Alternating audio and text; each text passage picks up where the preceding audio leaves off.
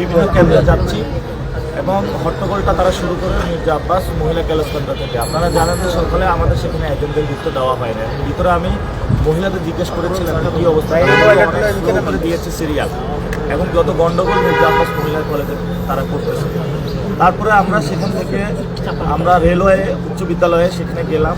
যাওয়ার পরে আমরা ভিতরে গেলাম। ভিতরে গিয়ে একজন ভোট দিয়েছে, সে আমি বললাম আপনি ভোটার, তাহলে ভোট দিয়েছেন? হাতে তার সিল লাগানো ছিল, হ্যাঁ ভোট দিয়েছে। তাহলে ভিতরে কী করেন? বললো যে এটা মির্জা আব্বাসের এলাকা। এরপরে প্রিজাইডিং অফিসার একজন সাংবাদিক আমাকে বললো যে প্রিজাইডিং অফিসার এখানে ডিরেক্টলি বিএনপির পক্ষ হয়ে কাজ করছেন এবং আমি তাকে প্রশ্ন করলাম যে আপনি এটা কেন করছেন। তিনি বাংলাদেশ ব্যাংকের উপপরিচালক এবং তার নাম মোহাম্মদ রাসেল। তিনি ডিরেক্টলি ওইখানে হলে ভোট দরকারি যে মহা উৎসব সেটাতে অংশগ্রহণ করছেন। এরপরে আমরা যখন বের হলাম কেন্দ্র পরিদর্শন করে, আমাদের উপরে তারা আঘাত করা শুরু করলো এবং পরে আমাদের সাথে যারা ছিল নেতাকর্মী ছিল তাদের উপরে তারা আঘাত শুরু করলো। আমাদের আক্তারের উপরে তারা অনেকগুলো আঘাত করেছে। তারপরে সেনাবাহিনী এসেছে, সেনাবাহিনীর সামনে তাদের মির্জা আব্বাসের একজন লোক এসে আমার ডিরেক্ট মাথায় আঘাত করলো। এরপরে সেনাবাহিনীর সামনে আমরা এই বিষয়গুলো অভিযোগ করলাম, সেনাবাহিনী অভিযোগ শুনলো। তারপরে সেনাবাহিনী উদ্ধার করে সেখান থেকে আমাদেরকে পাঠিয়ে দিয়েছে। আমাদের ঝুঁকিপূর্ণ যে কেন্দ্র আছে দুইটা, রেলওয়ে কলেজ উচ্চ বিদ্যালয়, মির্জা আব্বাস কলেজ, সেখানে হলে ভোট ডাকাতির মহা উৎসব চলছে এবং তারা আমাদের উপরে গায়ে পড়ে মারামারি করে তারপরে হলো ঢাকা 8-এ ভোট বানচাল করতে চাচ্ছে। এবং মির্জা আব্বাস যদি হারার ভয়ে থাকেন, আমি আপনাকে বলবো খেলায় ভোট বানচাল করবেন না। অনেকগুলো মানুষ কষ্ট করে জীবন দিয়েছে গণতন্ত্র রক্ষার জন্য। যেই দলটা বলে খালেদা জিয়া গণতন্ত্র জীবন দিয়ে গেছেন, ওই দলের স্ট্যান্ডিং একটা কমিটি গণতন্ত্রকে এখানে ধ্বংস করার খেলায় হলো মেতে উঠেছে। এখন আমরা বলেছি যে আমাদের উপর আঘাত করলো, আমরা পাল্টা আঘাত বেশি জায়গায় করব না, কিন্তু আমরা সেখানে পাল্টা আঘাত করেছি। আমরা বলেছি যে আমাদের যদি মারতে আসেন এবার কিন্তু মাইরও খাইবেন। যারা আমাদের উপর আঘাত করেছিল তাদের উপর আঘাত করা হয়েছে এবং আমরা এটা দেশবাসীর উদ্দেশ্যে বলবো, এখন সময় প্রতিরোধে।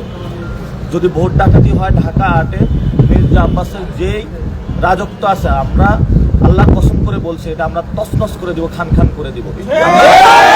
হই বা না হই, বিএনপি নামক দলটাকে বাংলাদেশ থেকে ইনশাল্লাহ আমরা নিশ্চিহ্ন করে দিব। আমাদের উইমেন যারা আছে তাদের উপরে আপনারা আঘাত করতে আসবেন না।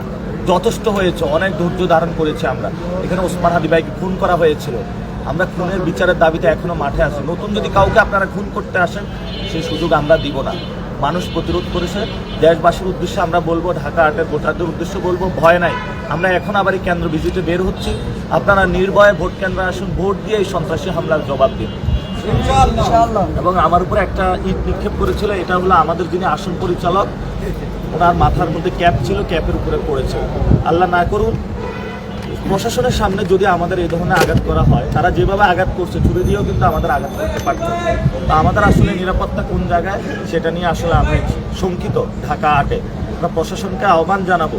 এই যে প্রশাসনের ইসি প্রধান নাসিরউদ্দিন সাহেব, উনি বলেছেন যে ভোট কেন্দ্রে নাকি হলো আগে কুকুর থাকতো, এখন কুকুর নাই। তা এখন তো ভালো কথা, কুকুর নাই, মির্জা আব্বাসের সন্ত্রাসী বাহিনী আছে। আপনি মির্জা আব্বাসের সন্ত্রাসী বাহিনীকে কেন ভোট কেন্দ্রের সামনে জমা করতেছেন এবং ভিতরে তাদেরকে স্পেস দিচ্ছেন? এটা রকিবুল হুদা কমিশনের মতো যদি আপনি নির্বাচন আয়োজন করতে যান, এই প্রশ্ন কিন্তু আমরা রেখে গেলাম। এবং সেনাবাহিনী সামনেই কিন্তু আমাকে আঘাতটা করা হয়েছে। সেনাবাহিনী এবং প্রশাসনের সামনে আমাকে আজকে আঘাত করা হয়েছে। আমি হামলার ভয়ে ভীত নই। আমি আবার কেন্দ্র পরিদর্শনে যাচ্ছি, এখন সেগুনবাগিচা কেন্দ্রে যাব। সেখানে শুনেছি যে সেখানেও ভোট ডাকাতির তারা পায়খানা করতেছে। ইনশাল্লাহ আপনারা পথে পথে আমাদের সাথে থাকবেন। ঢাকা 8-এ সুষ্ঠু একটি ইনশাল্লাহ আমরা ইলেকশন করতে চাই। আমাদের উপর অনেক আঘাত করবে, হামলা করবে, মামলা করবে, সব কিছু করুক, কিন্তু আমরা দমে যাব না। আমাদের লড়াই এবং এই গণতন্ত্রের লড়াই ইনশাল্লাহ চলতে থাকবে।